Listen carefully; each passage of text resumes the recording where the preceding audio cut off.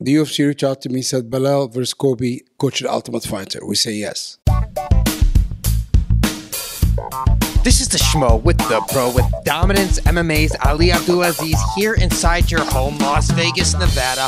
How we doing? We're good, brother. How you doing? The Schmo can't complain. You look good. You brought your turtleneck to the interview. We're matching. Let's go. Let's do this, man. We got a big fight coming up in Perth, Australia. We got pound for pound on the line. Islam Makhachev challenging Volkanovski, but Khabib Nurmagomedov, he's not going to be in the corner for Islam. How is Islam going to handle this moving forward? Brother, this, Khabib not being in the corner is not a big deal, man. This, this guy is born in the mountain. They raised in the mountain. They know how to fight together. They know how to fight with groups.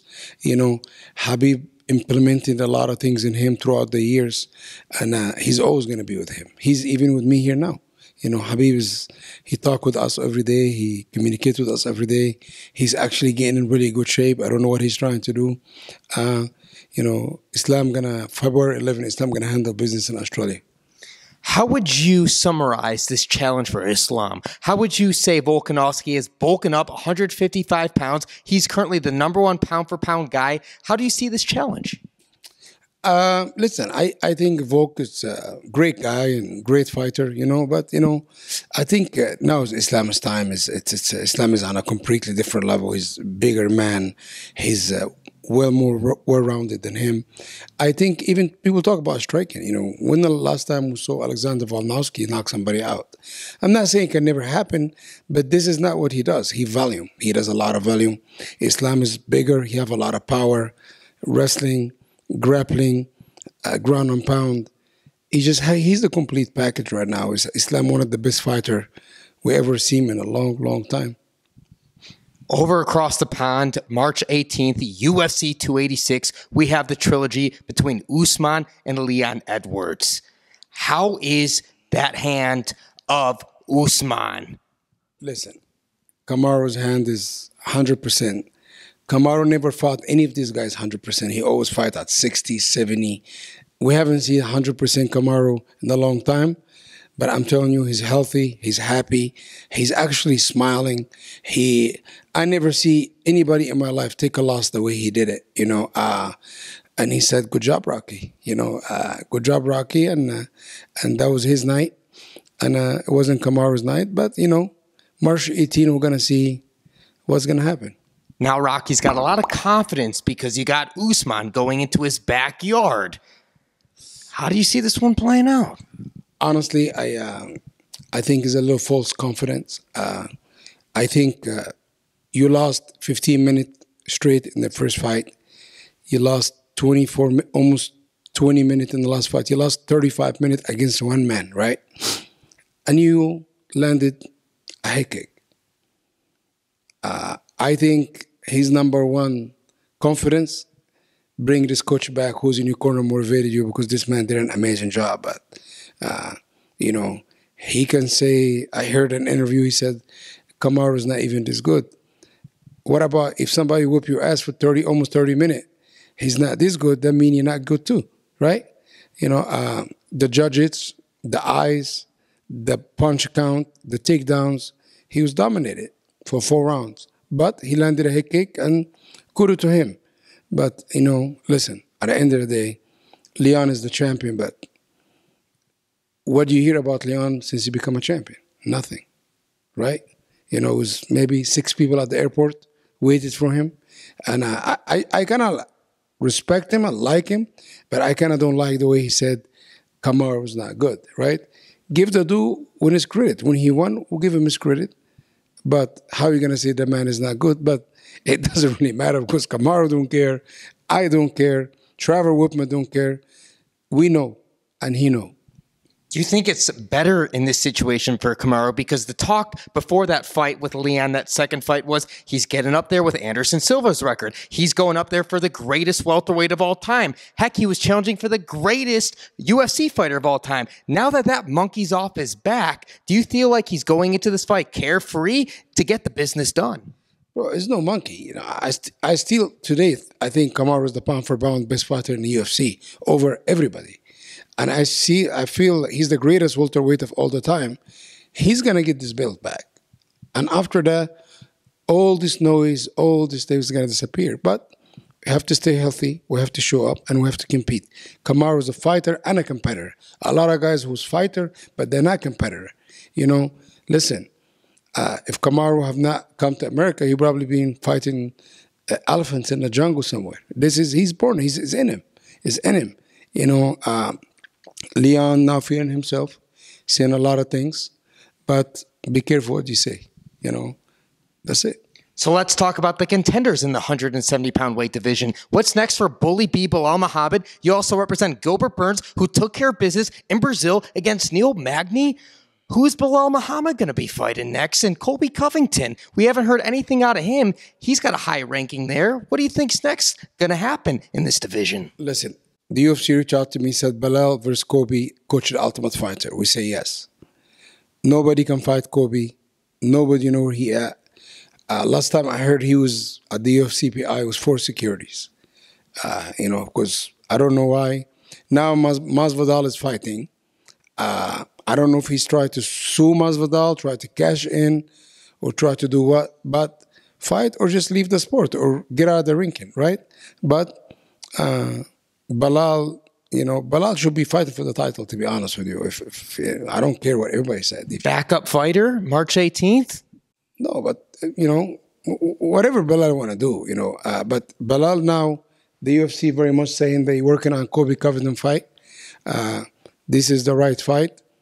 And there's no doubt in my mind, Belal beat him and he'll beat him.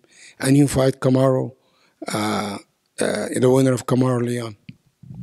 So Khamzat Chimaev, does that mean he's not fighting at 170? You think he's going up to 185 pounds? I don't know, man. I don't know what's going on.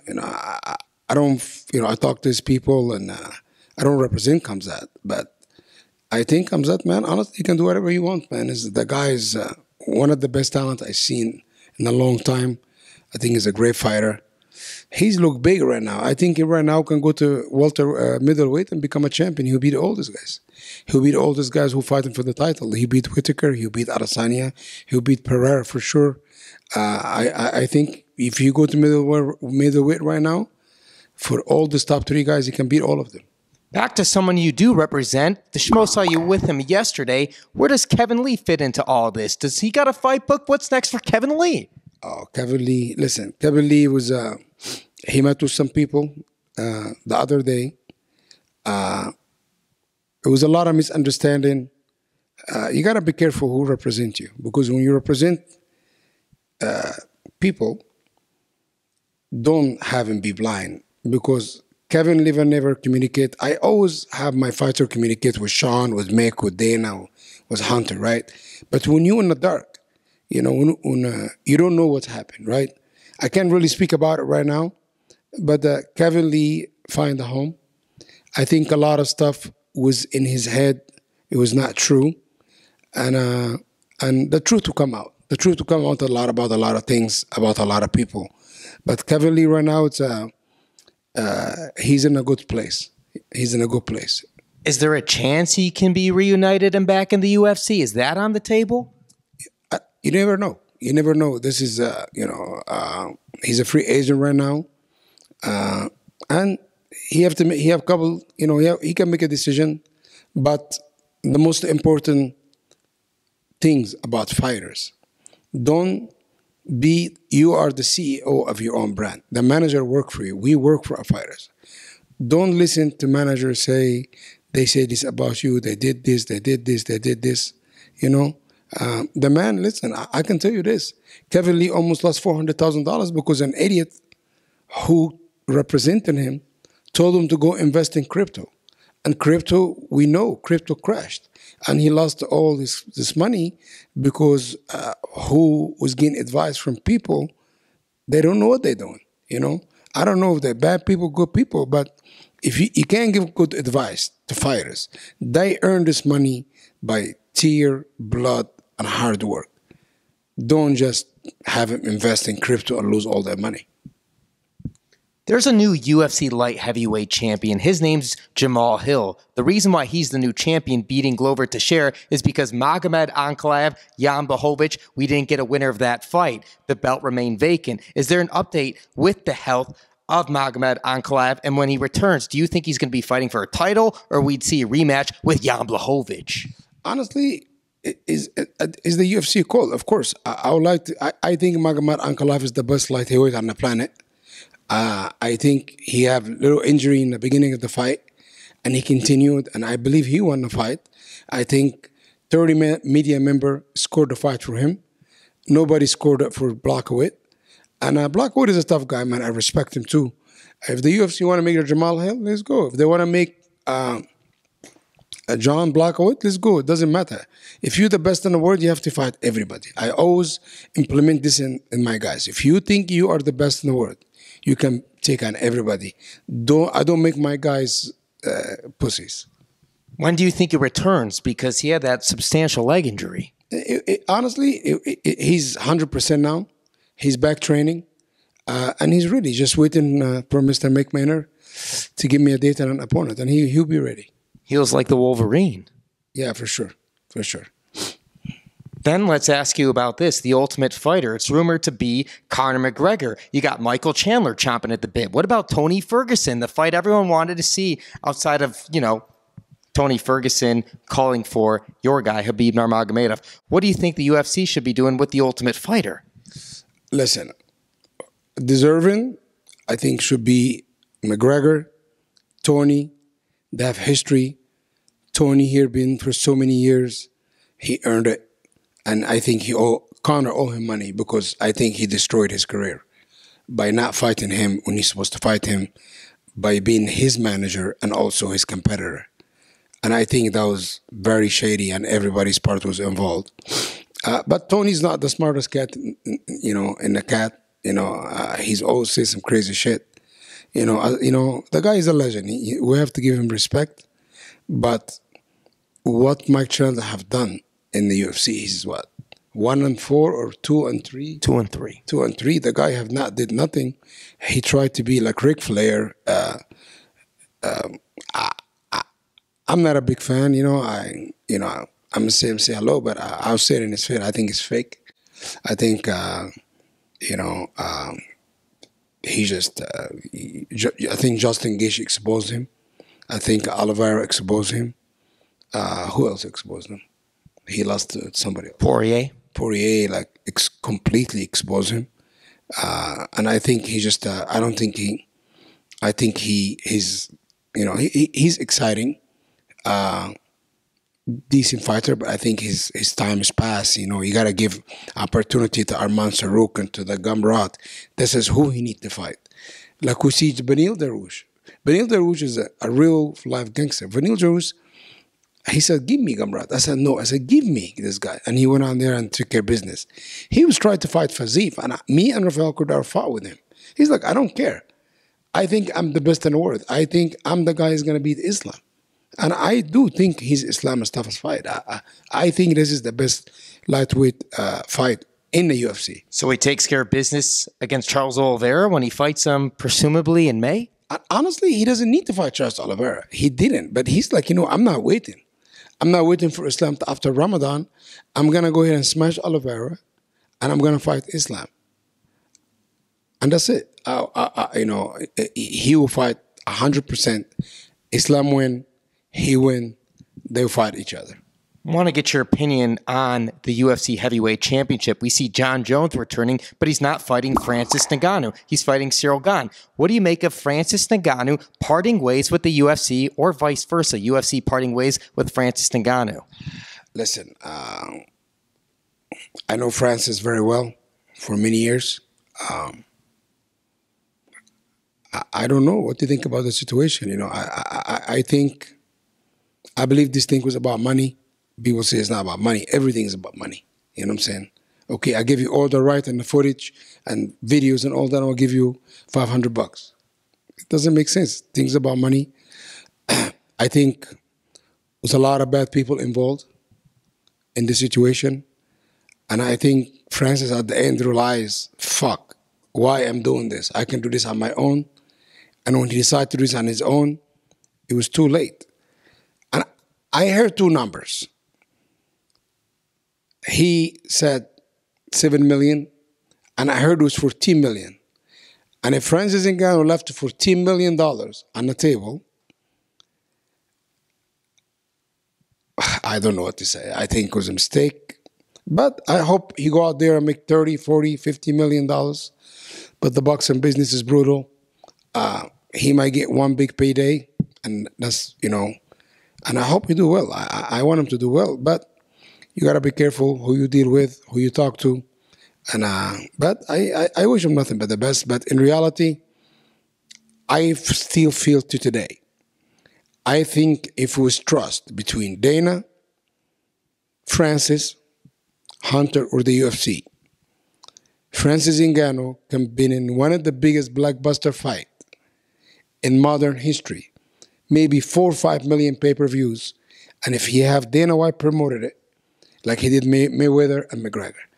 And I think, but they didn't trust each other. I don't think Dana trusted him. I don't think... Is that Francis and Tyson Fury you're talking here? Whatever. Can be, if the UFC machine, if Kamaru would have fought Canelo, I was going to go to Dana White and say, hey, be the promoter. Let's co-promote with with Canelo, right? Why not? The UFC is the biggest marketing machine on the planet.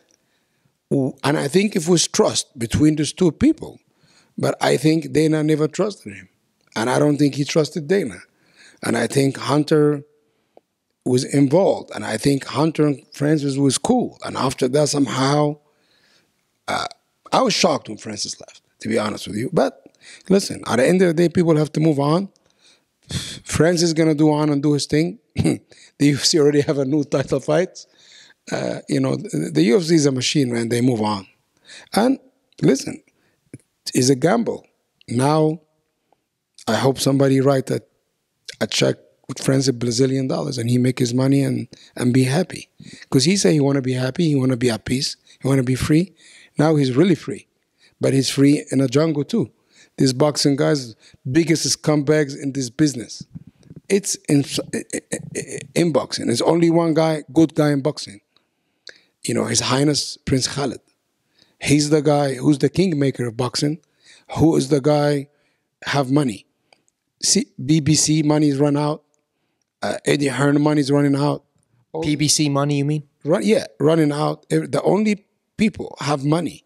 The kingdom of Saudi Arabia. Prince Khalid, who's the guy put on Joshua Ruiz fight.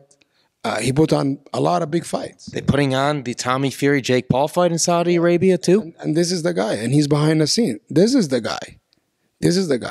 But a lot of people in boxing, backdoor people, talk to people, and sometimes you're gonna talk to the wrong people, and you're gonna find out in the cold struggling. But Francis, I think, learned enough to do okay. Well, on the same fight card where the heavyweight championship of the world will be crowned, Julio Arce pulled out due to injury. Cody Garbrandt needs an opponent. Is there an update if Cody Garbrandt's going to stay on that fight card and if there's a new opponent that he's in line to fight? I think Mr. Sean Shelby is still looking for an opponent. He's going to find somebody. I'm not worried about it. And Cody is the best Cody I ever seen. He's disciplined. He have a good team around him now. He trained Extreme Couture with Dewey Cooper and, like a lot of good people around him. He's focused. Honestly, this is the best Cody I ever seen. Focus-wise and skill level. Yeah. And can we get a final message for all the Ali Abdelaziz fans out there worldwide?